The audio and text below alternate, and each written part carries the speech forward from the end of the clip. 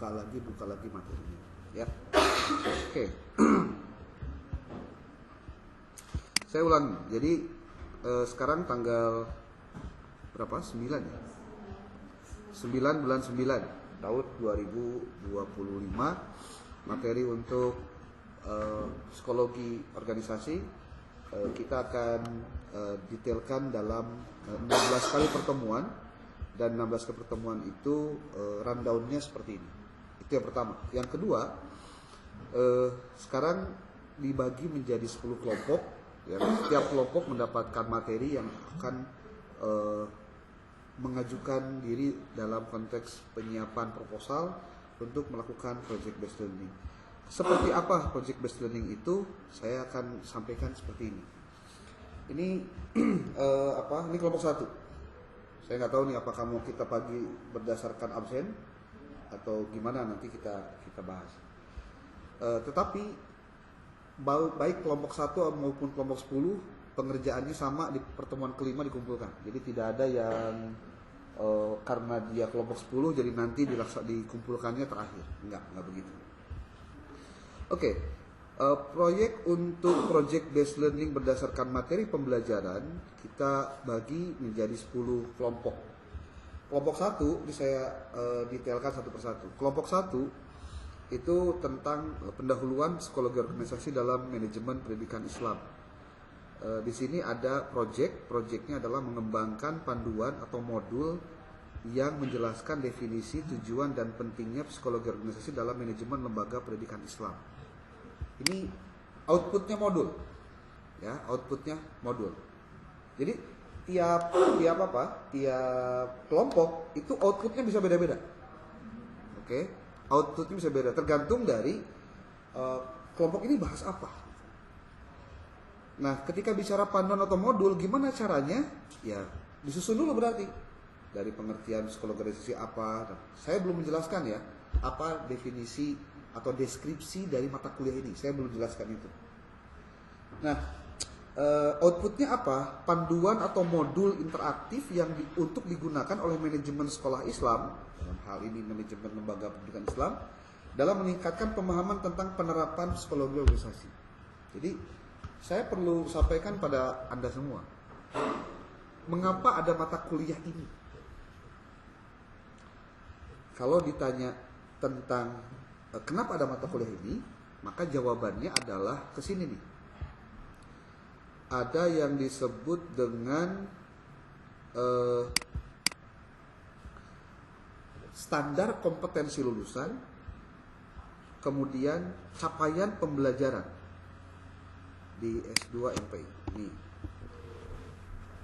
saya pernah menampilkan ini kalau tidak salah. Anda ingat atau tidak? Bahwa profil lulusan MPI itu ada 3 yang ditetapkan oleh Kemenag, dan saya belum tahu yang ditetapkan oleh Prodi apa, tapi 3 aja udah banyak banget sebenarnya. Tapi 4 atau 5 boleh nggak? Boleh aja. Coba dilihat baik-baik. Jadi kalau misal ditanya, Anda itu sebetulnya mau diarahkan jadi apa sih kuliah MPI itu? Bukan profesi ya, bukan profesi, tapi profil lulusan. Dan profil lulusan itu ada deskripsinya, dan deskripsi ini tidak menunjukkan profesi, tapi kemampuan apa yang harus dimiliki. Profil utama lulusan program studi manajemen pendidikan Islam jenjang magister atau S2 adalah manajer, peneliti, dan konsultan. 3. Anda Anda mau atau tidak, profil ini yang akan diharapkan ya didapat oleh mahasiswa yang mampu mengembangkan teori-teori manajemen pendidikan Islam berlandaskan ajaran dan etika keislaman, keilmuan dan keahlian, serta menghasilkan karya kreatif. Ada karya kreatif. Cik pertanyaannya alamun modul gitu tadi tanya, itu karya kreatif nggak? Yalah. Untuk seorang mungkin mata kuliah ini deket-deketnya karena kalau nggak manajer ya konsultan. Anda berarti harus bisa menganalisis ketika dalam lembaga pendidikan Islam itu ada hal-hal yang memang bermasalah dari sisi manajerial, jangan-jangan salah satunya aspek yang menjadi pemantiknya itu aspek psikologis, bukan aspek yang lain. Lalu, menghasilkan karya kreatif, inovatif, dan teruji melalui pendekatan inter atau multidisipliner.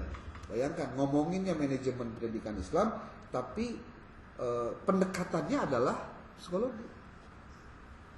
Di awal-awal pasti ada pertanyaan, ngomongin manajemen kok bahas psikologi, dari mana menitinya? Serta terpublikasikan dan memperoleh pengakuan nasional dan internasional. Terpublikasi. Jadi kalau ditanya, ini kuliah ini terubah. Dan memang ini diharap begitu. Ini yang Anda harus capai itu yang ini. Nah, profil lulusan manajer itu apa sih? Magister pendidikan yang mampu merencanakan, mengelola, mengembangkan lembaga pendidikan Islam berlandaskan ajaran dan etika keislaman, keilmuan, dan keahlian. Kalau untuk peneliti, magister pendidikan yang memiliki kemampuan merencanakan, melaksanakan, dan mempublikasikan serta mengelola hasil penelitian dalam bidang manajemen pendidikan Islam sesuai dengan perkembangan ilmu pengetahuan mutakhir berlandaskan ajaran dan etika keislaman, keilmuan, dan keahlian. Jadi harus berlandaskan pada data otentik, pendekatannya saintifik, karena banyak terjadi di lembaga pendidikan Islam justru orang bukan menggunakan pendekatan saintifik untuk menyelesaikan masalah. Sok aya bahasa kieu.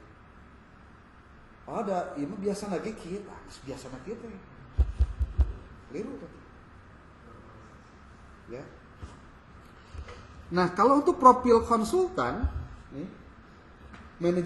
magister pendidikan yang memiliki kemampuan menganalisis, memecahkan problematika manajemen pendidikan Islam berlandaskan ajaran dan etika keislaman, keilmuan, dan keahlian. Saya pikir sampai di sini bisa dimafhum kalau kemudian, oh, mata kuliah ini ternyata memang salah satu pendekatan untuk menyelesaikan problematik yang terdapat di dalam manajemen pendidikan Islam. Nah, penjelasan yang lain tidak perlu nanti saya bahas. Nah, lalu kita bicara di sini, kalau RPS-nya itu di mana? Nah, ini kelompok 1 nih. Anda harus bisa menyusun modul yang interaktif. Gimana cara bikin modul? Nah, sekarang kan ada AI yang bisa membantu Anda untuk berdiskusi. Saya mendapatkan tugas untuk menyusun panduan atau modul terkait dengan ini. Bisakah Anda membuatkan outline? Outline dulu ulah, langsung tolong buatkan.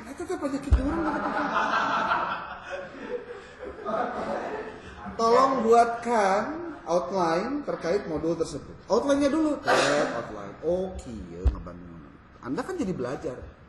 Yang banyak terjadi orang menggunakan AI itu adalah tidak belajar dari jawaban dia. Karena kita hanya berbasis pada output yang dihasilkan oleh dia aja. Itu problem. Harusnya harus belajar, nanya.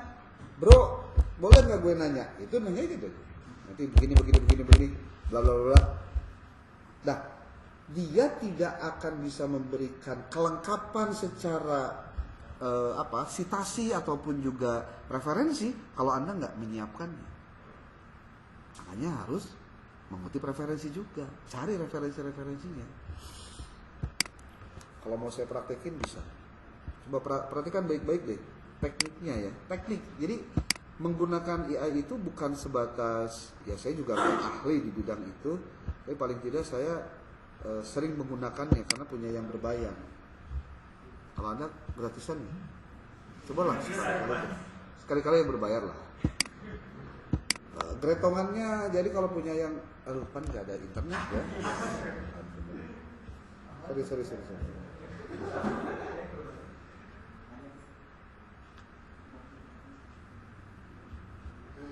Jadi kalau Anda tidak menggunakan tips and trick ketika menulis penggunaan AI untuk mempercepat proses Anda mengerjakan tugas apapun, Ya problemnya ada di Andanya sebetulnya, bukan di ChatGPT-nya. Gitu. Ya. Dan buat saya ChatGPT itu harus digunakan dengan bijak. Bijaknya gimana? Anda harus cari referensinya, nanti referensinya dikutip, masukin ke ChatGPT. Tolong susunkan. Nah, itu yang benar. Jadi ketika Anda mensitasi pun, Anda mensitasi berdasarkan referensi yang ada. Tapi kalau Anda tidak memberikan referensi kepada dia, maka dia akan memberikan Anda referensi yang fake. Yang palsu.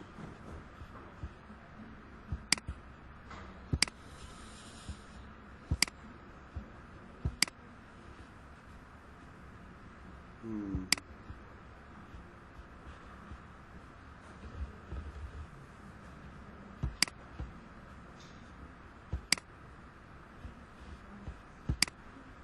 udah, ayam.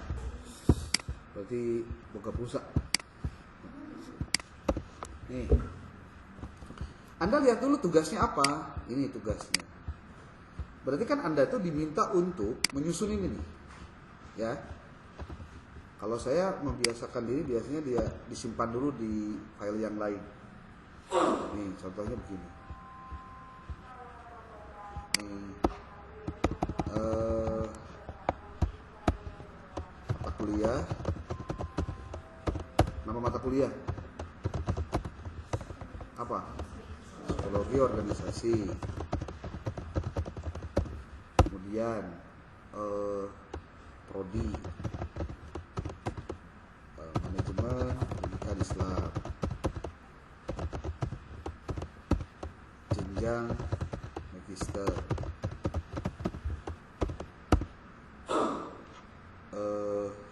tugas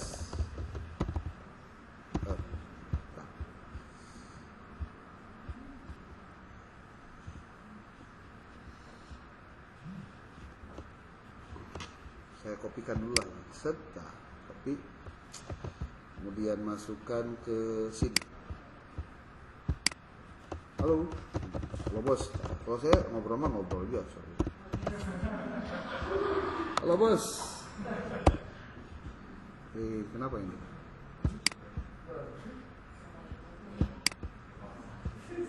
Kenapa ya? Ini tiap kali mau dipakai pasti begini nih. Suka ada gangguan-gangguan teknis. Coba saya ulang.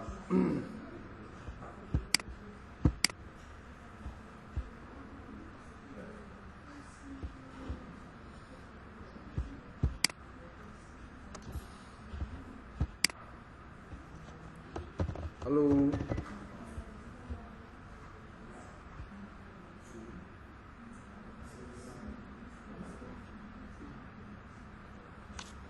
Gimana ini internetnya ya?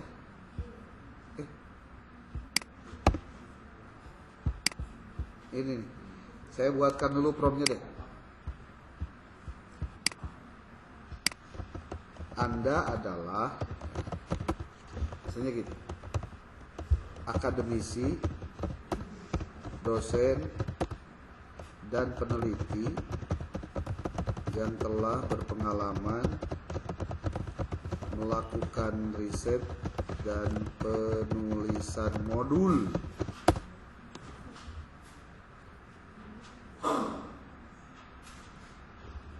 terkait manajemen atau terkait manajemen psikologi organisasi.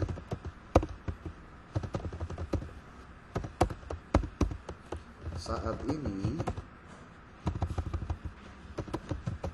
saya mendapatkan tugas untuk menyusun sebuah modul, sebuah panduan modul tadi outputnya dia kan.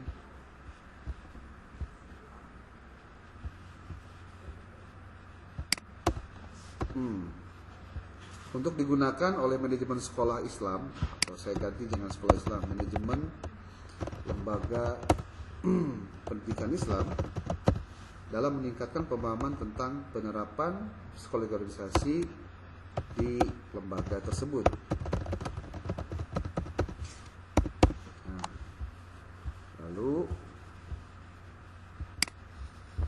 Adapun pembahasan yang diminta adalah terkait pengembangan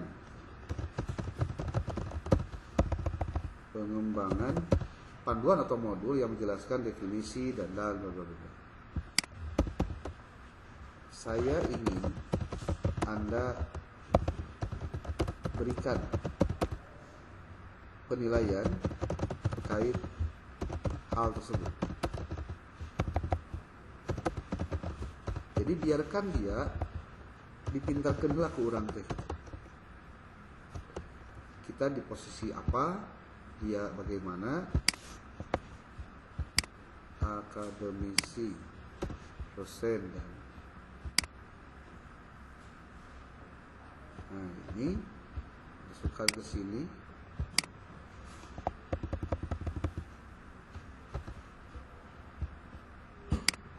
Saya ingin berikan Anda penilaian dulu deh. Jangan dulu ngomongin tolong bikinin output.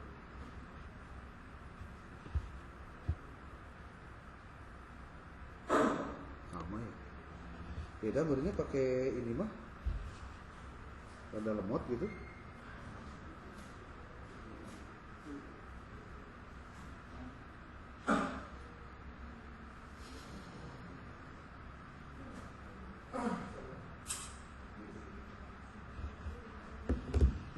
Wah, cokin ini.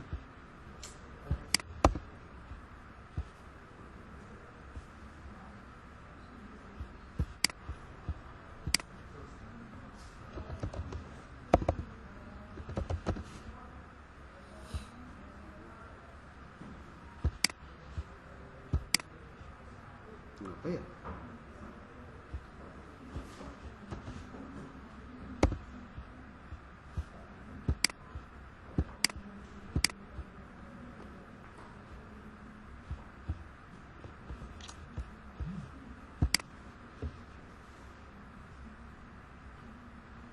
Nah, kan sambil dia mikir ya.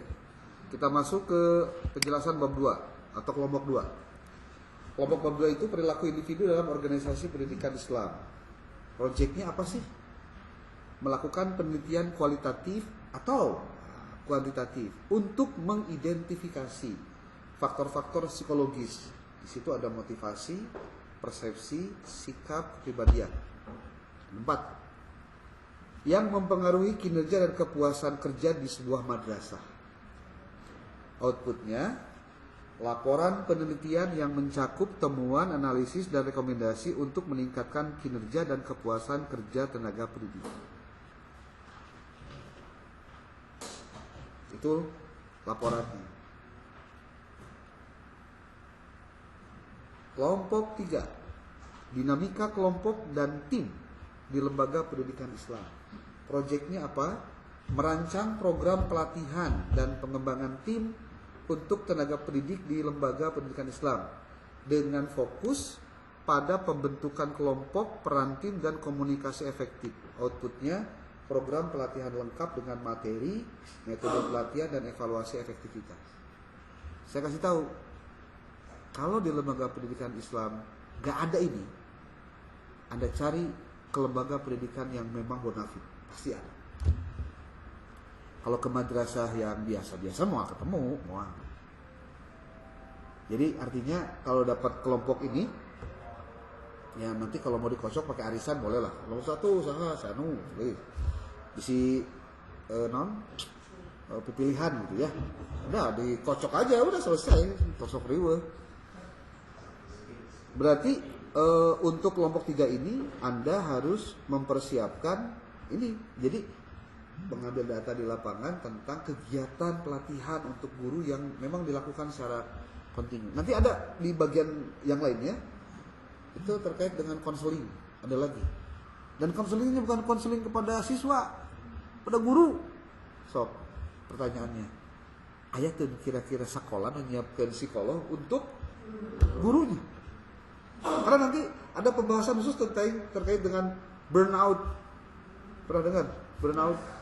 Burning out atau apa saya lagi? stres, apalagi ada nama lain tuh. Ya, apa kelelahan bekerja tuh? Ayo ke di bawah lah.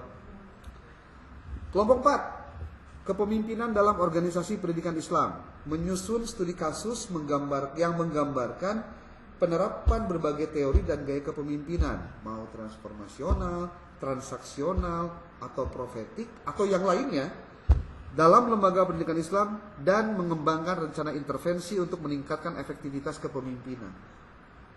Intervensi, ada sesuatu yang ingin kita sampaikan agar ada perubahan dengan memberikan masukan-masukan.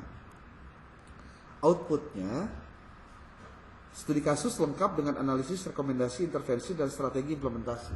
Jadi Mas sudah ngomongin tentang kamu ke lapangan mendeteksi ada ada sebuah lembaga pendidikan Islam dengan gaya kepemimpinan tertentu, kamu cek, kamu wawancara, kamu lakukan observasi, kamu lakukan studi dokumentasi, ternyata keberhasilannya itu karena A, B, C, D, dan apa yang masih perlu ditingkatkan. Di situ ada hasilnya. Dan itu disampaikan pada saat untuk kelompok 4. Kelompok 5, budaya dan iklim organisasi di lembaga pendidikan Islam. Apa sih? Melakukan analisis budaya organisasi di sebuah madrasah atau sekolah Islam. Saya sih lebih tepatnya ke madrasah aja. Kalau sekolah Islam itu sebetulnya adanya di bawah Diknas bukan di Kementerian Agama ya. Dan merancang strategi untuk membangun dan mengelola budaya organisasi yang sesuai dengan nilai-nilai Islam. Apa outputnya? Laporan analisis budaya organisasi dengan rekomendasi strategi pembangunan budaya yang efektif. Untuk maka liar, saya lanjut dulu saja, nanti liarnya nanya.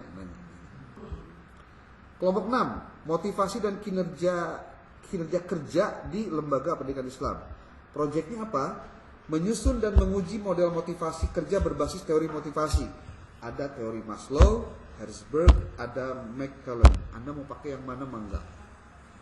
Untuk meningkatkan kinerja kerja tenaga pendidik di lembaga pendidikan Islam. Dalam konteks menyusun dan menguji teori motivasi kerja berbasis teori motivasi. Outputnya apa? Model motivasi kerja yang dikembangkan dengan rencana implementasi dan evaluasi dampak.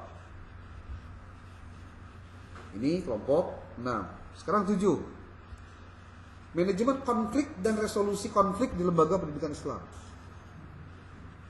Mengembangkan panduan praktis manajemen konflik di lembaga pendidikan Islam, termasuk teknik-teknik resolusi konflik yang sesuai dengan nilai-nilai Islam. Apa outputnya? Panduan praktis manajemen konflik lengkap dengan skenario simulasi dan teknik penyelesaian. Ini harus semua kelompok itu semuanya ke lapangan, nyari bahan. Tidak ada yang tidak ke lapangan, ya. Panduan praktis. Kelompok 8, kesehatan dan kesejahteraan psikologis dalam lembaga pendidikan Islam. Proyeknya apa? Merancang program kesehatan mental dan kesejahteraan psikologis untuk guru dan staf di lembaga pendidikan Islam, termasuk strategi untuk mengatasi stres dan burnout. Emang guru tuh stres? Stres itu gegabah deh. Komo, ya maaf ya, Anda jangan pikir ASN dengan P3K stres. Geus pugu SK nama geus stres dihula itu.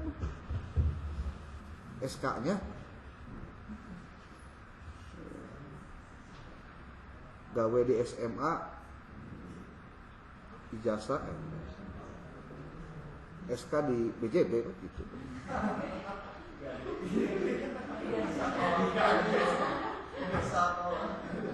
Gawe di man gaji mahmin sebenarnya. Faktual mau gimana? Apa itu nggak bikin stres? Sok mau ngomong sang pimpinan ngabudah nang ngamotivasi urusan gitu teh beres mah bujang. Nih. Outputnya apa buat kelompok 8? Program kesehatan dan kesejahteraan psikologis dengan materi intervensi, panduan pelaksanaan dan alat evaluasinya seperti apa. Ini diharapkan bisa dijadikan bagian dari apa ya? rekomendasi kebijakan sebetulnya kayak itu nama. Anda pastikan begini, pahami satu hal. Lembaga pendidikan Islam itu perlu dibantu, Pak. Tapi kita nggak bisa ngasih bantuan uang karena memang bukan makom kita. Karena kita ada di konteksnya di lembaga pendidikan program magister. Yang kita bisa berikan adalah bagaimana memberikan kontribusi hasil penelitian supaya mereka gunakan untuk perbaikan yang bisa mereka kerjakan. Sebetulnya mereka tuh bisa ngerjain sendiri, sebetulnya penelitian sendiri, tapi masalahnya ira waktunya. Karena kalau udah ngomong sekolah, ngomong lembaga pendidikan, madrasah, ya mohon maaf, kadang-kadang kita harus mengkritisasi. Nggak ada yang ujung-ujungnya nggak pakai duit, Pak. Mau Anda dikuatkan dengan doktrin lillahi ta'ala, ikhlas beramal, kebenaran.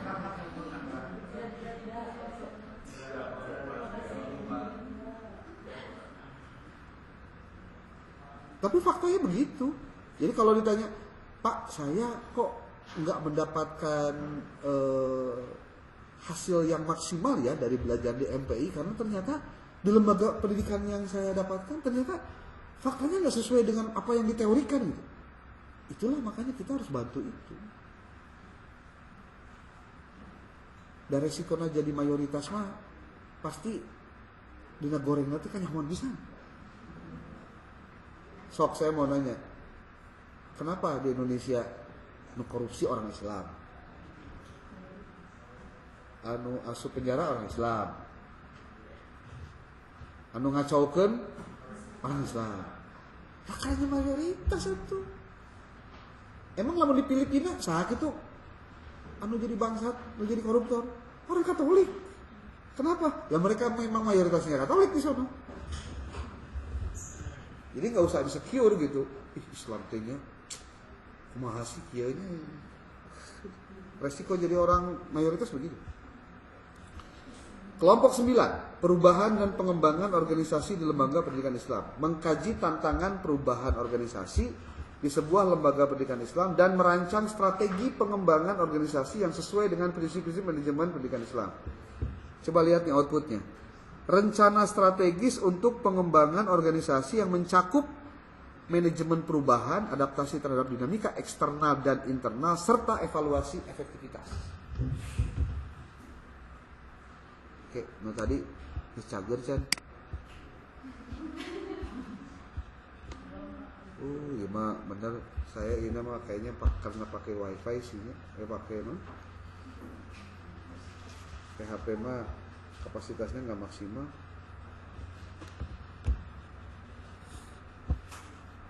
Kita lihat login nomor 10.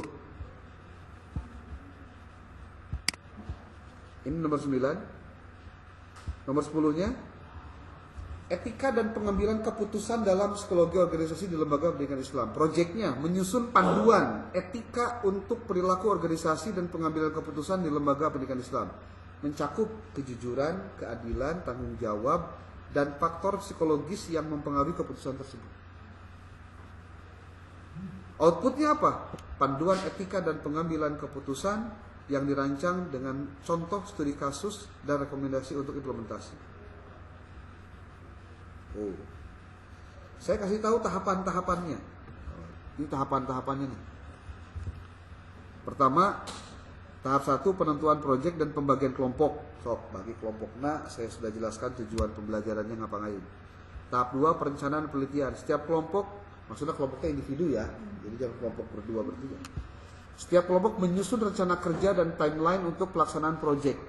Berarti Anda punya waktu 3 minggu nih. Sekarang minggu kedua, minggu depan minggu ketiga, minggu depan minggu keempat. Jadi pas minggu berikutnya berarti hampir 1 bulan. Setiap kelompok menyusun rencana kerja dan timeline untuk pelaksanaan proyeknya. Kelompok melakukan studi literatur. Akhirnya berarti ngecek literatur. Survei, wawancara, dan observasi lapangan untuk mengumpulkan data yang diperlukan. 1 minggu ini lakukan itu. Ya. Kemudian yang ketiga pelaksanaan proyeknya. Kelompok melaksanakan proyek sesuai dengan rencana kerja, mengumpulkan data dan mengembangkan solusi atau rekomendasi berdasarkan teori dan konsep psikologi organisasi. Lalu ada tahapan monitoring dan bimbingan. Dosen memberikan bimbingan dan umpan balik selama proses pelaksanaan proyek. Setiap kelompok mempresentasikan kemajuan proyeknya. Itu nanti di pertemuan keempat. Pertemuan keempat. Sudah sampai mana? Coba buktinya mana? Cek satu-satu, ditampilkan. Kemudian tahap 5, berarti di pertemuan kelima maksudnya, presentasi hasil proyek. Setiap kelompok mempresentasikan hasil proyeknya di depan kelas. Dosen dan mahasiswa lain memberikan umpan balik yang konstruktif. Tahap 6, kelompok melakukan refleksi atas hasil proyek dan proses pembelajaran.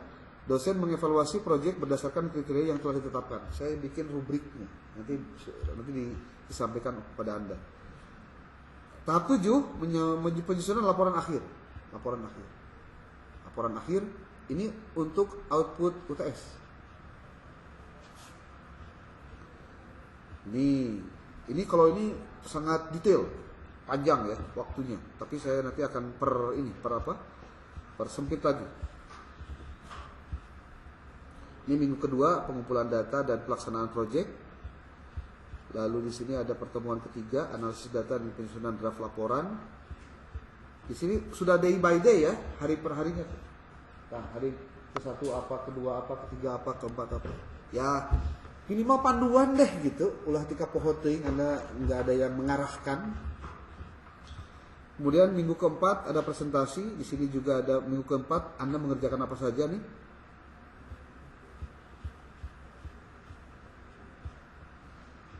Nah, ini contoh proposalnya. Ini ada contoh-contohnya. Tidak harus saya sampaikan juga contohnya, nanti Anda perlu melakukannya. Ini kalau ada internet enak ini. Coba saya pakai yang satu.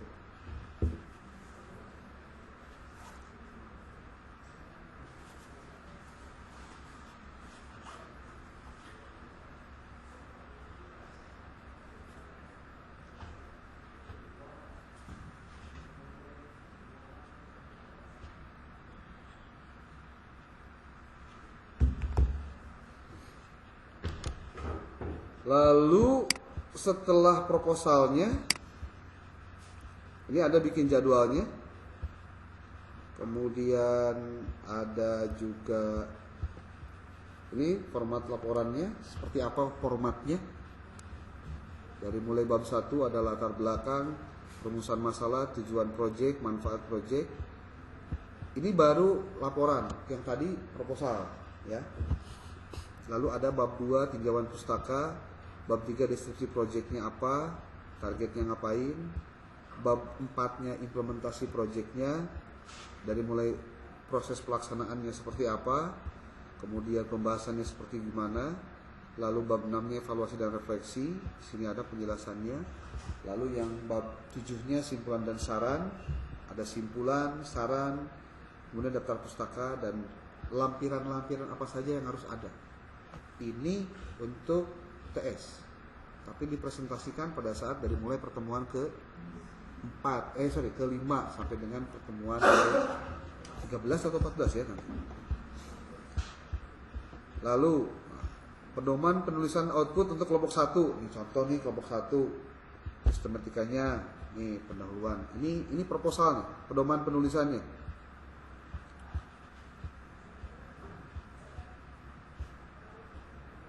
Ini buat kelompok 2, kelompok 3, 4, 5, 6, 7, 8, 9. Nah, dari ketika Anda nih kelompok 1, kan Anda bikin modul ya, kan dari bikin modul. Nah, kalau misalkan Anda diminta untuk bagaimana membuat artikelnya sebagai output UAS, alternatif judulnya apa saja? Ini saya berikan contoh-contohnya. Tuh. Ini ada 10 contoh. Tentu kalau menggunakan artikel ilmiah tidak ada lagi kata-kata pengaruh, hubungan, nanti diperbaiki aja. Ini buat output kelompok 2. Ini kelompok 2 nih.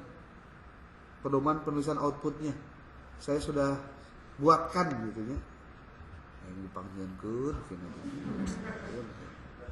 tuh pendahuluan naon wae kajiannya apa saja. Kalau di sini memang dijelaskan semua teorinya ya, tidak satu-satu. Kemudian ini juga nih bab 3. Kalau Anda disuruh membuat membuat artikel alternatifnya naon, tah dibere contohna. Arek deui nu sajen terserah. Orang merek geus ieu mah nya. Mun ceuk Sundana mah daek, air deui. Bade galeh teu lamun alim ulah geuleuh gitu. Ngerti meureun maksudna? Nih, ini bab 3, ini kelompok 3. Di kelompok 4, tuh, kelompok 4. Pedoman penulisan output buat kelompok 4. Tuh, sistematika outputnya kayak gimana tuh. Ini buat kelompok 5, tuh. Kalau alternatif artikelnya aya apana? Tah, dibere itu. Ya. Kemudian untuk kelompok 6, nah, sistematika outputnya aya tuh.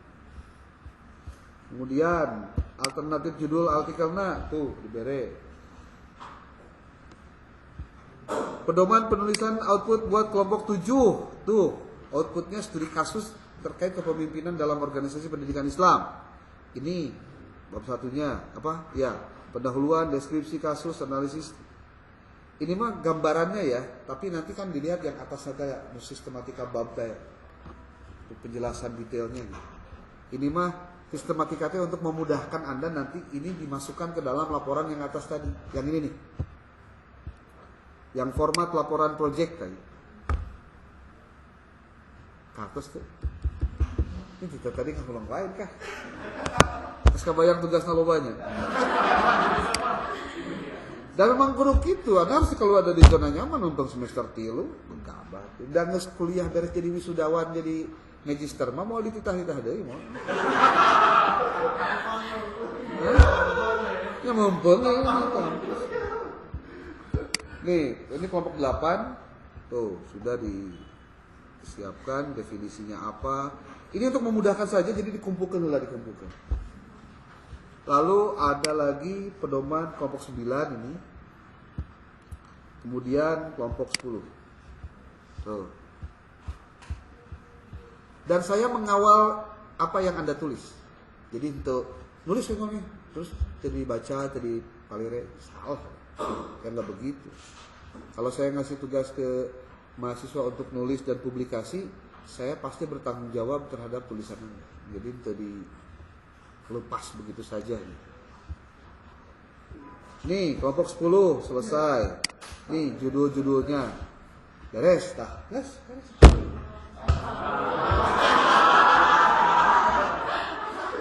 Nah, jadi berarti kalau begitu saya kasih tahu nih ininya simpulannya lah. Simpulannya. Jadi untuk UTS kalau kehadiran udah nggak masalah ya. Presensi kehadiran. Presensi itu pasti. Yang kedua adalah TS, kemudian UAS.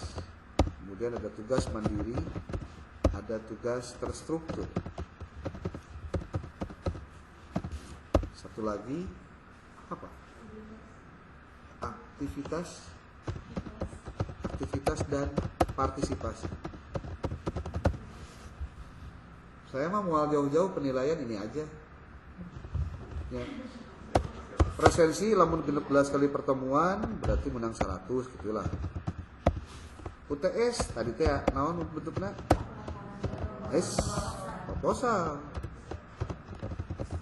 Proposal plus laporan. Project based learning. Yang ketiga UAS.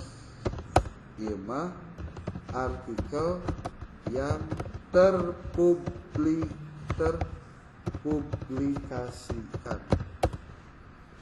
Ketujuhnya mandiri, masih kosong mandiri. Terstruktur, nah ini adalah book chapter. Aktivitas partisipasi, nah ini saya mau kasih tahu dari sekarang nih, cara untuk diskusi di nanti nanti pelaksanaan presentasi. Contoh, sudah ada daftarnya kelompok 1 sampai dengan kelompok 10. Kita bagi menjadi 2 kelompok itu. Ada kelompok yang disebut dengan kelompok presenter. Ada presenter. Satu lagi ada pendamping. Presenter itu ya dia presenter, dia harus menyiapkan satu, pasti proposal dan laporan harus disiapkan, ya itu. Yang kedua, laporan dan proposal dan laporan. Ini berarti sudah selesai. Yang kedua, PPT-nya. Plus dengan foto-foto kegiatan, foto-foto ataupun juga narasi-narasi lain yang ada hubungannya dengan penjelasan dari temuan riset Anda. Kemudian yang ketiga itu adalah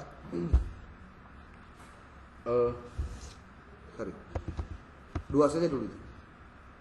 Proposal, laporan PBL, PPT dan narasi. Lalu kalau kelompok pendamping ya. Kelompok pendamping siapa? Kalau tampil kelompok 1, pendampingnya kelompok 2. Kalau kelompok 2 yang tampil, pendampingnya kelompok 3. Terus kayak gitu. Kalau yang penampilnya kelompok 10, berarti kelompok 1. Pendamping itu tugasnya buat apa? Pertama dia jadi moderator. Kedua moderatoran. Ya. Kedua moderator. Sebab kalau tidak ada moderator nanti kemana-mana. Siapa yang memberikan pertanyaannya harus jelas. Kemudian yang kedua, itu dia pendamping ini bikin BAP, berita acara perkuliahan, siapa yang bertanya, apa yang disajikan, siapa yang hadir dan lain-lain. Ini yang bikin pendamping. Capek pasti.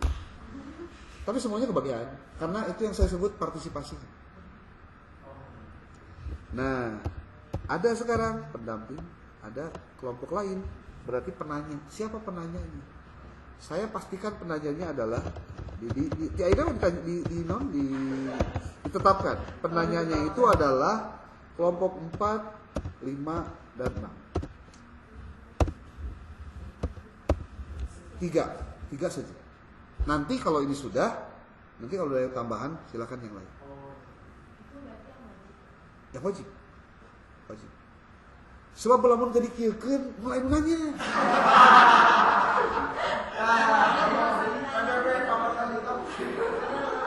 Wah, mau nanya jempling we. Saya memaksa ini. Ya, paham ya? Lamun tadi paksa mau nanya jempling we kelas teh. Mah dipaksa wajib nanya. Kumaha lamun teh hadir? Nyawa nilaian geus beres. Ya anggas, nilaian berarti kosong gitu. Termasuk lamun rek gering kudu nyaho ulah dina waktu pas presentasi. Jahat jadi ayeuna. Ya kudu di timing gitu maksudnya. Gering teh iraha waktuna. Lamun rek izin iraha ulah pas waktuna urang presentasi, pas waktuna urang nanya atau pas urang jadi moderator. Gitu. Ya, wallahu alam apakah ini sudah pernah Anda alami sebelumnya di kuliah-kuliah yang lain. Tapi kayaknya saya boleh jamin wani ngadu sih karena mah nu detail ngatur Anda gitu enggak. Biasanya dibiarkan begitu saja liar. Tapi pastinya kalau liar begitu jempling we. Bener. Komodina Zoom enggak. Saya kan makanya suka nanya, ini saya ditinggal tidur apa? Kok jempling wae situ? Ini itulah. Nah, termasuk mungkin saya mohon dibantulah oleh Anda saat kuliah nanti satupun nggak ada yang pegang handphone, tidak ada yang pegang laptop, kecuali presenter. Dalam rangka apa? Dalam rangka ya saya meureun kudu nyaho. Kemampuan masing-masing bukan dari bisi kieu. Nu nanyana pakai ChatGPT, nu ngajawab pakai ChatGPT. Wah sih. Nu pinter teh saha atuh jadi nanti. ChatGPT kan nu pinter sih teh. Makanya saya minta please nanti mah pas presentasi ya, pas kelompok satu tampil itu ndak ada yang pegang handphone, semuanya simpen saja lah. Nggak perlu saya mau pakai resep di kantongan hiji-hiji lah. Anda harus lebih lebih dewasa memahami itu. Ya. Dipastikanlah simpan saja, silent atau matikan, kuliah pokoknya fokus. Karena saya selalu kadang-kadang suka merasa risih ya. Saya mau ngabejaan bisa jadi HP gitu. Pan geus karolot mah bedanya. Pan boga penyakit B kubudakeun, belikan, boson, beser, budug, ada kami penyakit kolot. Ya Anda kan termasuk kolot, datang orang tuh. Di usia lain 17 tahun mah kolot saya sebutnya. Gabah tuh. Walaupun masih fresh graduate, ya saya nyebutnya karena kedewasaan berpikir sudah S2 mah sudah harus lain. Makanya saya tidak harus banyak nyaram gitu. Ya, ulah terlalu banyak ngegenggerkeun. Jadi harusnya ngerti sendiri. Cuma kan kadang anu ngerti kayak anu henteu. Itu saya nyebutnya PBS itu. Apa tuh? Dibanguseun. Rada kasar ngomongnya tapi nya geus kilah hayana kumaha deui sih. Ya. Jadi sok hari dicaram bisi iri hate, hari tadi dicaram dibanguseun. Terus kayak nama saling memahami lah gitu. Ya, saling. Oke, pertanyaannya 456. Satu saja pertanyaannya tapi fokus pada apa yang dipaparkan oleh presenter. Gitu. Anda uji materinya, Anda uji teorinya, Anda uji hasilnya, apakah dilaksanakan benar atau tidak. Dan, setiap presenter wajib untuk merespon dan memberikan tanggapan sehingga nanti ada perbaikan dari hasil outputnya itu, masukannya. Nah berarti kelompok 4, 5, 6 wayana kudu baca atuh laporan hasil kelompok hiji ada gitu. Termasuk yang lain, makanya nanti PJ saya mohon bantu siapkan Google Drive, isinya kelompok satunya siapa saja, nanti materinya apa saja, jeung ulah aya anu iseng. Nanti teh iseng tak payuna teh dihapus. Atuh jadi eueuh. Masuk aya nu kitu teh. Yang mudah-mudahan eueuh lah di dieu mah. Pengen sabotase jadi di naon? Diramekan gitu. Itu pernah kejadian di program pasca.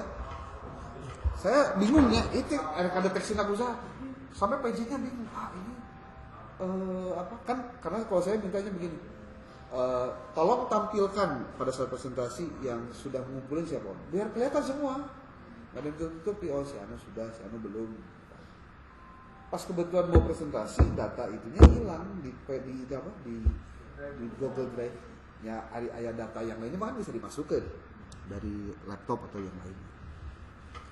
Jadi presenter, ada pendamping ya jadi moderator, jadi BAP. Penanyanya kelompok 4, 5, 6. Nah, pada saat tampil kelompok 2, nanti pendampingnya berarti siapa?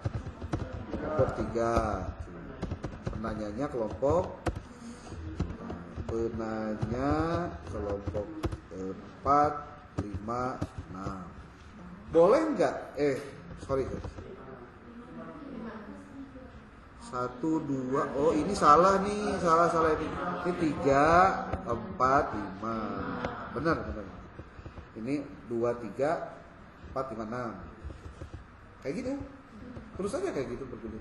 Jadi semuanya bakal kebagian presentasi, kebagian jadi moderator, bagian jadi penanya, Gimana kalau kebetulan ada satu kelompok duaan, ya diaturlah di sini jadi moderator, di sini desain BAP, kan bisa gitu. Atau sekali sewang nanya. Karena pasti akan ada dua orang di satu kelompok, karena jumlahnya kan cuma 13. Sementara kita hanya 10 kelompok saja.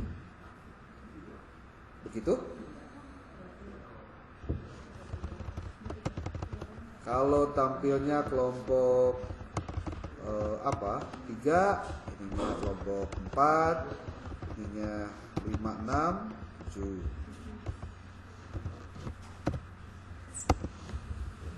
Kartos tak? Liar Pak? Yakin baik. Sirina jelema mikir teh lamun geus lieur sabarana mah. Lamun teu lieur-lieur acan berarti teu mikir-mikir acan sebenarnya. Oke, presentasinya juga tidak lama-lama. Saya kasih tahu aja di sini rundown-nya.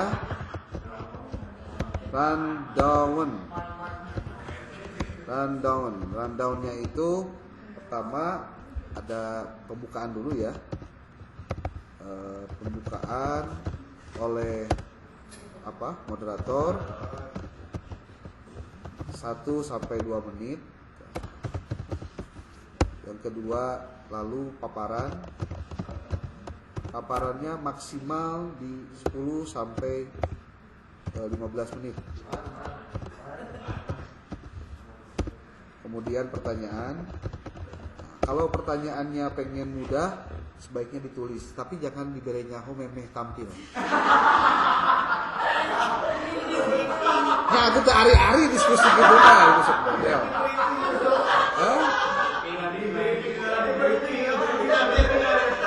Urang rek nyaia nyangke gitu. Ini moal mikirna moal. Ya, pertanyaan itu berbagai-bagai ya. Bentuknya pertama tanggapan dulu terhadap penampilan, yang kedua tanggapan terhadap isi laporannya, ketiga baru pertanyaan-pertanyaan terkait laporan itu. Jadi saya mau bertanya begitu oke. Jadi apa analisis dari kelompok, contoh yang kita tampil kelompok 1, maka penanyanya adalah 3, 4, 5, maka setiap orang yang di 3, 4, 5 itu dia menanggapi hasil laporannya seperti apa yang menurut dia kurang gitu. Kemudian nanti ada pertanyaan, saya pengen konfirmasi kepada kelompok 1, ini di bagian halaman sekian Anda menulis ini, kenapa Anda tulis ini, padahal ini di atasnya Anda menjelaskan itu, kan berarti si kelompok 3, 4, 5 itu maca gitu maksudnya. Dan semua dampak dari hasil diskusi tadi diharapkan bisa memperbaiki output yang dibuat oleh kelompok 1 sebenarnya gitu. Bukan hanya sebatas saya mau nanya nih, ini tuh gini ya bla bla bla, nggak begitu saja. Kritisi laporannya, hal-hal yang kurangnya di mana. Kalau kurang teorinya mungkin Anda bisa bantu dengan teori apa, bisa dikuatkan si laporan itu kan bisa. Atau analisisnya juga mungkin ini perlu ditambahkan dengan analisis ini kan. Gitu. Pertanyaan bisa cepat ini, bisa sekitar 5 menitan. Maksudnya semua yang 3 orang itu kalau misalkan dijelaskan 5 menit. Kemudian jawaban dan lain-lainnya sekitar 45 menit. Ya, di sini jawaban, diskusi dan lain-lainnya. Nah, sisanya nanti adalah paparan dosen. Berarti kalau ini 2 ditambah 15, 17 ditambah 50 berapa? 68 ya? 68 dikurangi 100 berarti sekitar 32, berarti setengah jam lah. 30 menit di paparan dosen. Cukup diskusi. Makanya prepare-nya mohon maksimal. Saya berharap Anda bisa menjadi percontohan diskusi yang interaktif gitu sehingga dampaknya lebih baik. Isi ayamnya ya kita kan nggak tahu ya, di antara Anda mungkin nanti suatu saat ada yang jadi dosen, ada yang jadi guru, kemudian ingin mempola kegiatan diskusi itu biar rapi itu kayak gimana ya, kan Anda belajar dari pengalaman kuliah. Mungkin nanti Anda modifikasi lagi dengan gaya Anda, kan bisa aja. Karena kalau Ya kalau saya termasuk orang yang resah gitu kalau pembelajaran tuh nggak maksimal, dampaknya kurang kurang kurang edan apa ya, kurang greget gitu. Dan saya harus kasih tahu Anda, beberapa mahasiswa yang bentar ini wifi-nya nggak jalan.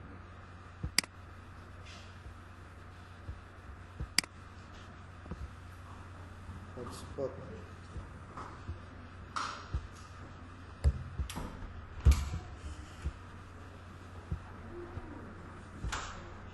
Oke. Setting hotspot.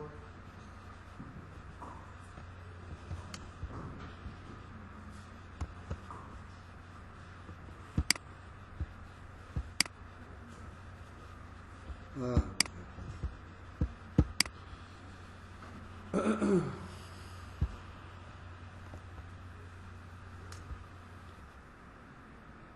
Kalau Anda melihat di Google Scholar saya, beberapa mahasiswa yang dengan saya menulis artikel dan saya berikan pedoman untuk perbaikan-perbaikan, itu bahkan ada yang citasinya di atas 50.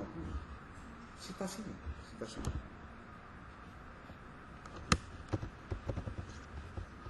Anda saya minta untuk mensitasi naskah artikel yang ada di Google Scholar saya. Disitasi. Kenapa sih?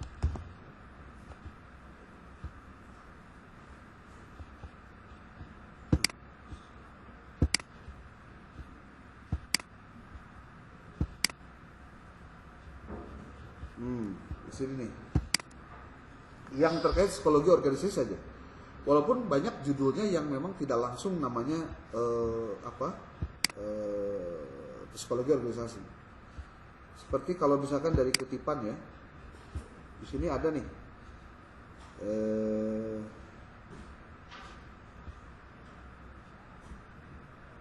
Nah ini nih. Mana sih?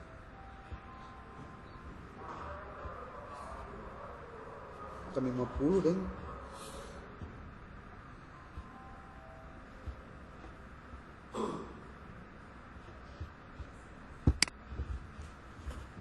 Coba. Sistem tidak dapat melakukan operasi ini, coba nanti lagi. Nah, kenapa ya? Emang begitu?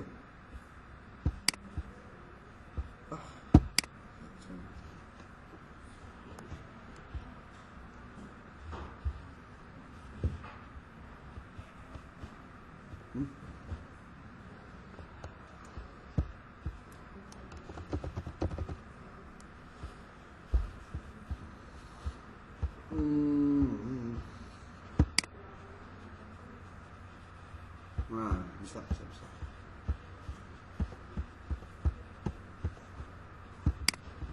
Kalau Anda tulis Ctrl F psikologi aja. Nah ini ada beberapa yang memang sudah menulis dari hasil riset dia. Judulnya ini, peran program kesejahteraan psikologi dalam mengatasi stres dan burnout guru di lembaga pendidikan. Penerapan psikologi organisasi dalam meningkatkan efektivitas manajemen di lembaga pendidikan. Penerapan psikologi organisasi dalam manajemen. Bentuknya bisa macam-macam untuk judul artikel mah. Tapi Anda harus menemukan ada sisi novelty. Mungkin di pertemuan minggu depan saya akan sampaikan dengan detail sehingga nanti Anda nulis artikel juga lebih bagus. Kemudian bicara referensi juga lebih terarah gitu. Ini ada 3 yang menggunakan kata psikologi. Kemudian yang lain-lainnya ada yang pakai nama budaya organisasi. Budaya organisasi seperti ini. Salah. Nah, memahami pengaruh kepemimpinan karismatik dan layanan perpustakaan terhadap mutu lulusan melalui budaya literasi keagamaan.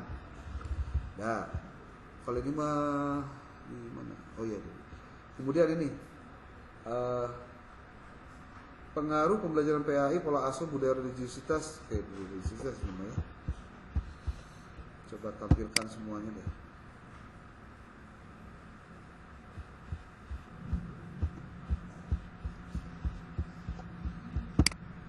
Nah, ini contoh budaya organisasi. Saya kalau klik budaya organisasi ada nih. Peran kepala sekolah dalam membangun budaya organisasi yang adaptif terhadap perubahan. Membumikan karya implementasi strategi budaya sekolah dalam peningkatan kualitas pendidikan. Tuh. Implementasi budaya sekolah madrasah dalam peningkatan kualitas pendidikan. Tuh. Ini ada 11 yang menggunakan kata budaya organisasi. Kalau hanya sebagai budaya saja, organisasi saja contoh, ini ada 5. Peran budaya organisasi dalam menginternalisasi nilai-nilai Islam pada siswa di lembaga pendidikan Islam. Penerapan psikologi organisasi dalam meningkatkan efektivitas manajemen. Ini pakai kata organisasi aja. Dan belum yang lainnya. Motivasi contoh.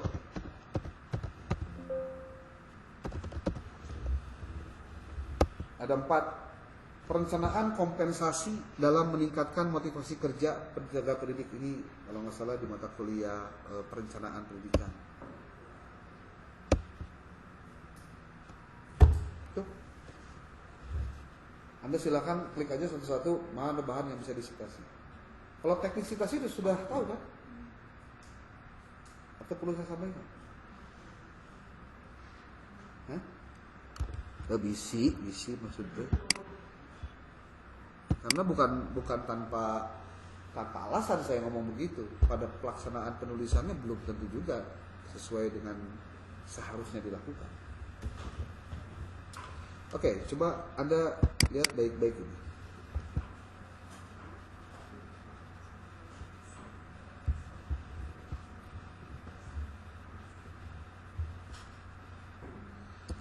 Ada beberapa istilah yang perlu Anda ketahui terkait dengan referensi. Ini mungkin bagian dari cara mendapatkan referensi itu kayak gimana.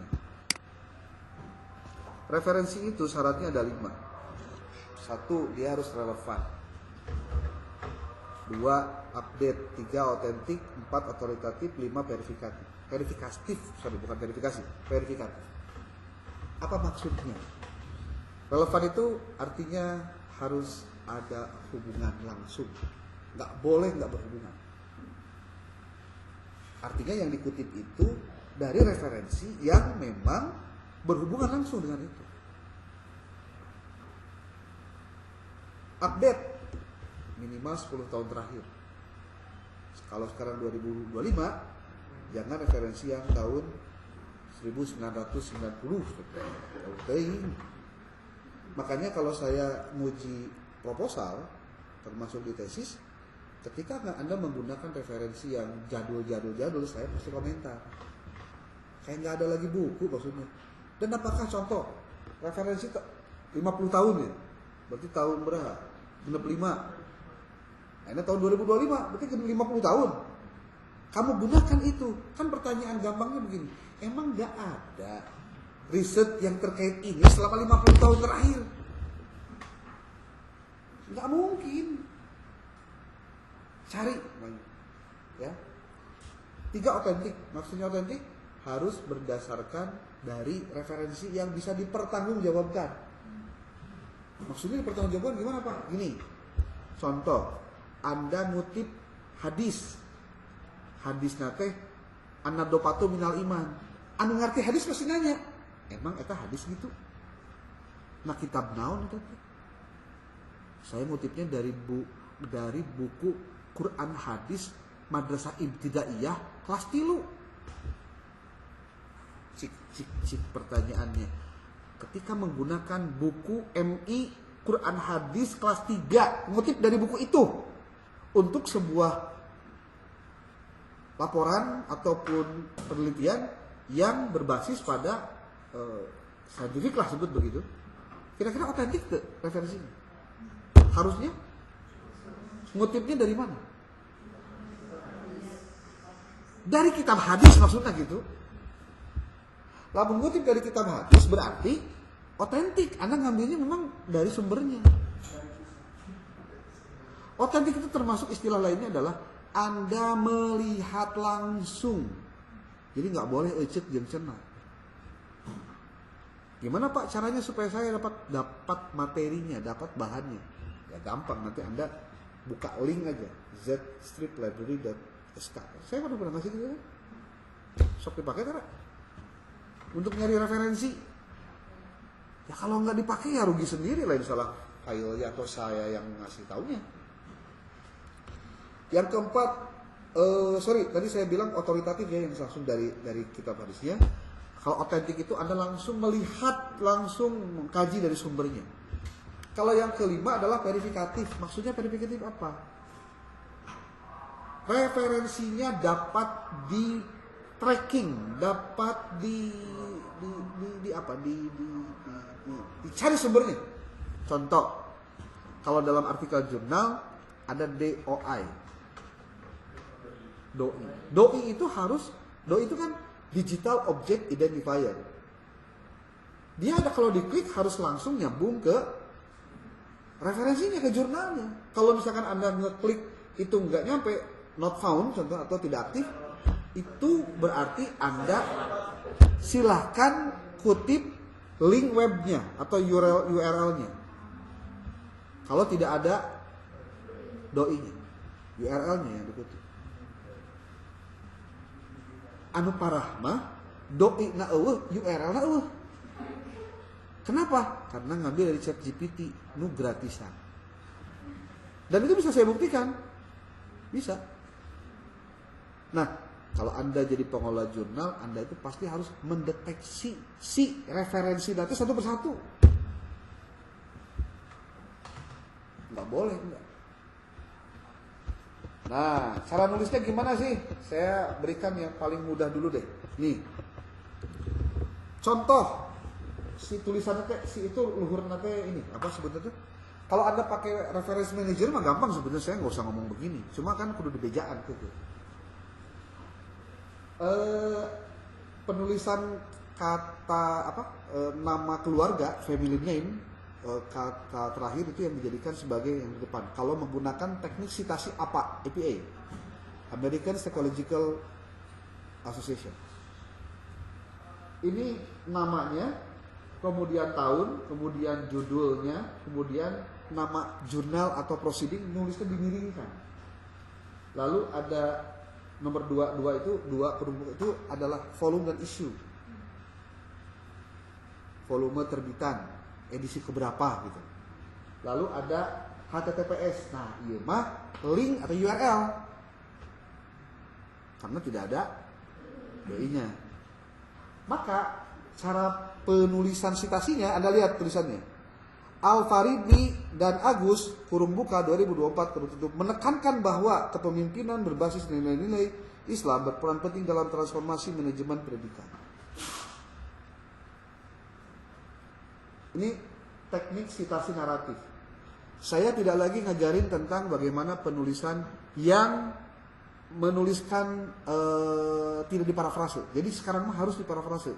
Tidak boleh lagi ada kutipan langsung kecuali terjemah kitab suci, teks, hadis, dan wawancara. Selain itu harus parafrase. Kalau citasi parentetik kayak gimana? Coba Anda lihat gitu. Ini kayak gini ya. Penulisnya ulang tahun. Kalau di sini narasinya dulu, baru tahunnya di sini. Nah, rata-rata kan mahasiswa di DIY karena tidak bisa pakai nama delaina. Kumaha cara supaya dia pakai nama delaina? Bisa tidak? Bisa tidak? Ngomong atau bisa mah? Enggak, lanjut lah. Kalau makan bejaan, ada. Ini kalau 2 penulis. Kalau misalkan 3 penulis daftar banyak gimana? Lihat. Latu Konsina, Latu Apo, Abdul Rahman, Mustika dan seterusnya. Penulisan pertama itu harus ditulis lengkap. Tapi kalau untuk yang kedua, ketiga hanya ditulis. Ini coba lihat. Untuk artikel Latu Konsina, Latu Apo, bla bla bla ditulis 2023. Citasi naratifnya itu pasti panjang, bla bla bla bla bla. 2003 melakukan penelaahan sistematis mengenai bla. Citasi parentetiknya yang di ujung kutipan itu, tren penelitian Islam dianalisis secara bibliometrik menurut Al-Qasida sampai dengan ini tahun ini.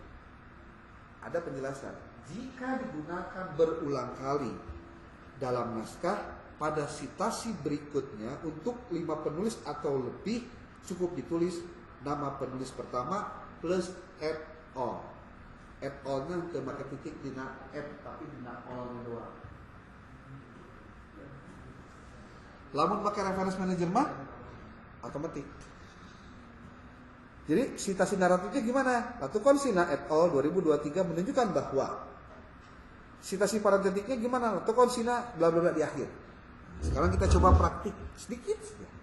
Kumaha carana tahunnya ini di citasi teknik apa bisa muncul. Tapi sebelum ke situ, saya ada lagi pernyataan ini. Nih, contoh penulisan citasi. Keluarga memiliki peranan penting dalam perkembangan pendidikan anak. Cekak Marui 2016, Gezoba 2015, Hugh and Nielsen 2009, Menhere Huge 2010. Berarti pernyataan ini Anda kutip dari 4 referensi. Mana referensi pertama? Cekak and Marui, Gezoba, Hugh Nielsen, Menhere Huge. Jadi lamun ditanya, Pak kudu 40 loba-loba teuing referensi teh. Anda lihat satu kalimat saja bisa 4 referensi. Karena paling penting referensi itu adalah pernyataan Anda didukung nggak dengan hasil riset orang lain. Pendidikan pada lingkungan keluarga adalah pendidikan informal yang pertama diterima oleh anak. Anda ngutip dari Laci. Lalu setelah Anda ngutip-ngutip teh, oleh karena itu sikap dan sifat anak dapat dibentuk melalui pendidikan di lingkungan keluarga. Eta pernyataan si penulis. Jadi pernyataan penulis itu setelah menjelaskan temuan-temuan riset dan juga referensi yang diambil dari kutipan yang diambil. Lanjut. Sikap dan sifat anak kebanyakan diserap dari orang tuanya dan anggota keluarga lainnya. Rumsina 2013. Maka dari segi waktu peran orang tua sangat penting dalam mendidik anak. Rahayu 2011. Jadi kalau ditanya, itu loba-loba referensi pengutipan anak. Ya kalau memang setiap pernyataan kita ada yang mendukung ada referensinya, why not? Gimana caranya supaya mudah mencari referensi nulis citasinya? Salah satunya gini. Contoh ya. Kan Cekak Marui jeung nanaonna eta mah tulisannya tulisan barat, dari barat lah, dari apa? Contoh Anda memiliki pernyataan seperti ini.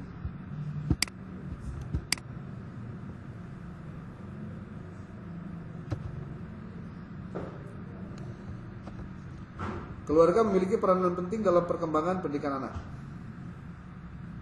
Saya pengen tahu, ada nggak ya peneliti yang mendukung pernyataan ini? Jadi pernyataan itu harusnya datang dari Anda sebetulnya. Asup karena Google Scholar, dia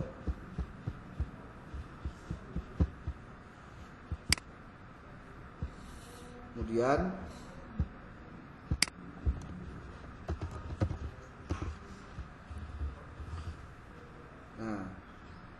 ini kan nih, lalu Anda klik ini, ayat kalimat musarua, tinggal ya ini. Peranan keluarga dalam pendidikan anak. Pendidikan anak memiliki peran yang cukup besar. Iya sarua. Itu senyawa dah. Kutip ya, kutip, simpan heula ya, simpan. Iya copy. Iya tuliskan asupkeun ka dieu. Baharun tulis Baharun. Ya can kana naon? Mendeleikeun tahun 2016. Tapi 2016 mah bisi rada jadul, cari yang rada kekini-kinian. Berarti Anda harus melakukan yang namanya filter terhadap rentang ini nih. Kalau mencarinya di dalam Google Scholar. Rentangnya contoh 2015 sampai 2025. Maka yang nanti akan keluar hanya di rentang waktu itu saja. Peran strategis keluarga ini berdasarkan edukasi juga sama nih si Wahidi. Kutip lagi di sini Tapi sekali lagi ini belum lengkap ya, karena tidak ada apa? Tidak ada doinya, tidak ada apa. Tapi sebagai bagian awal dari cara melakukan pengutipan, lakukan dulu ini. Terus lagi nulisnya begini dulu. Wahidin 2017. Tuh plus 2. Sakit tuh teh teu maca naonna. Isina dan lu penting mah pernyataan sarua gitu. Ngerti tuh maksudnya? Hah, aing cerdas eutik coba. Ya. Nah, ini. Terus, Pak, kalau saya mau menggabungkan ini dan ini kalau dalam pakai mendelay kumaha carana? Ngali baik-baik. Don't blink. Apa itu don't blink? Entong ngiceup.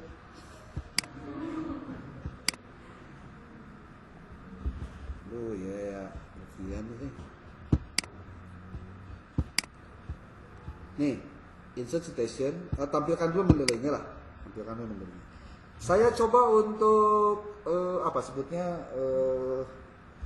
acak dulu aja ininya ya, penamaannya sebagai contoh saja.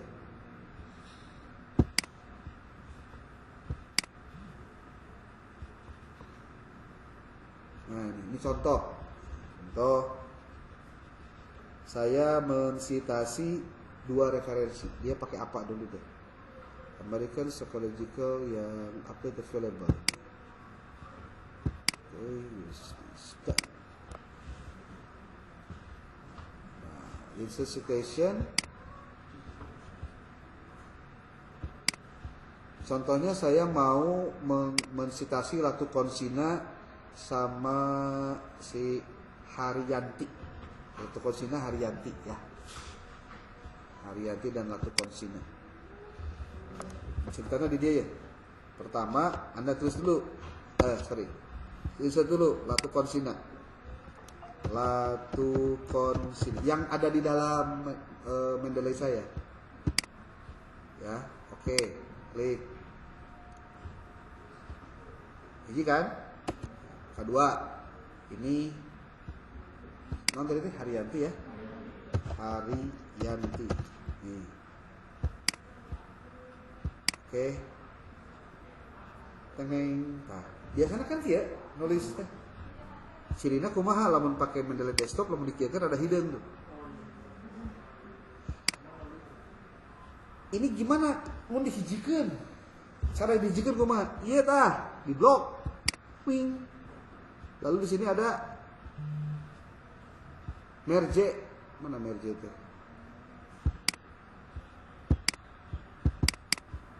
Oh, salah. Bukan di sini. Ratu Konsina.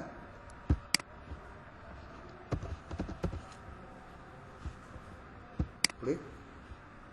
Terus di sininya lagi naon tambah deui ku sa Haryanti. Oke. Tuh.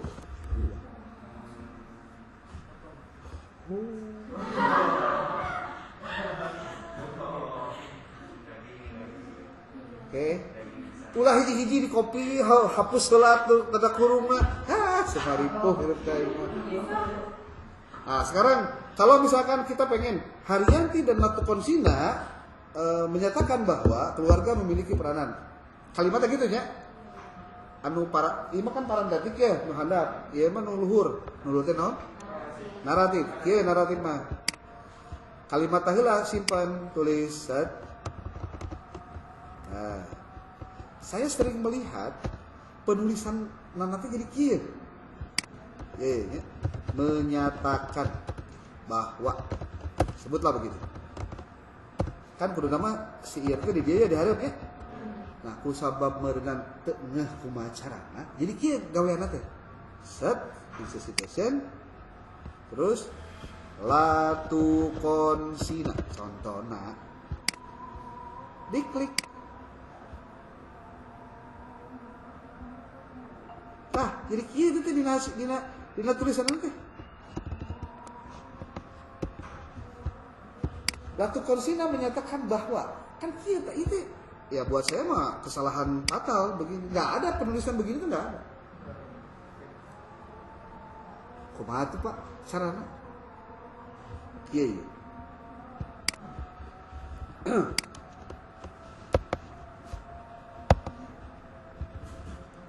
Berarti ini lihat.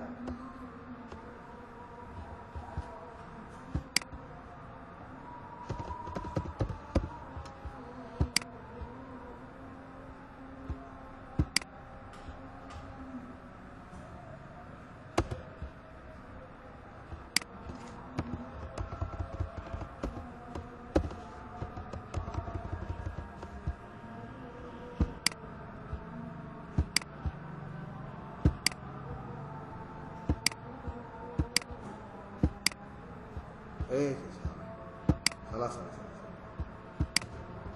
Jadi ya, udah.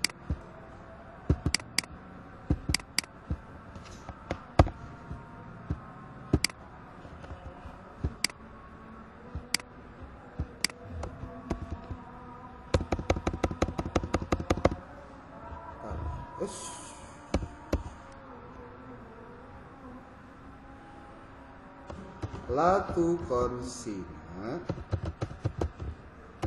et al. Kemudian Anda di sini ngutip tak. Dong.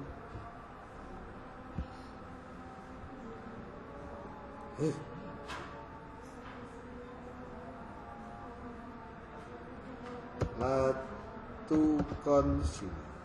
Nah, terus tinggali dina latu konsinana si kursorna klik kanan. Nah, pas page pas ini suppress author diklik lalu oke.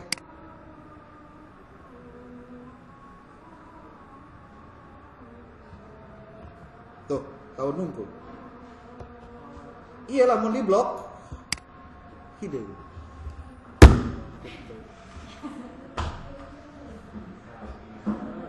Kartu terus ini buktinya kalau kamu pengen tahu apakah ini bakal muncul, kan ini namun di blok tuh tahun doang. Nah, apa penulisnya? Kan dia penulisnya tulis manual. Oke, diklik kanan di pas pelebah karena muncul. Tinggali insert bibliografinya.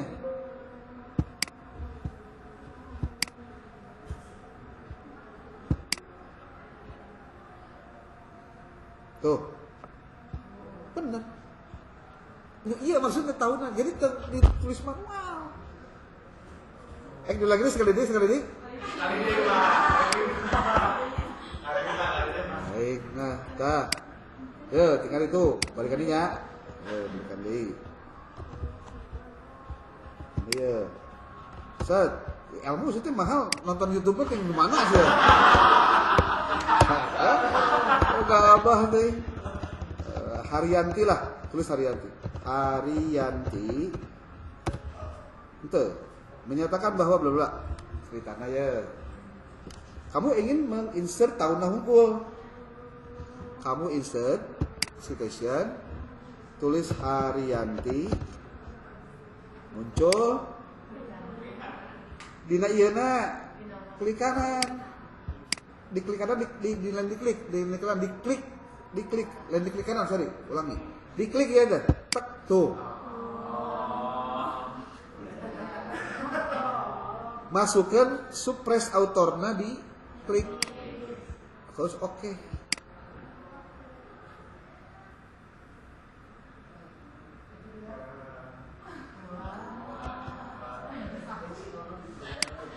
Tuh.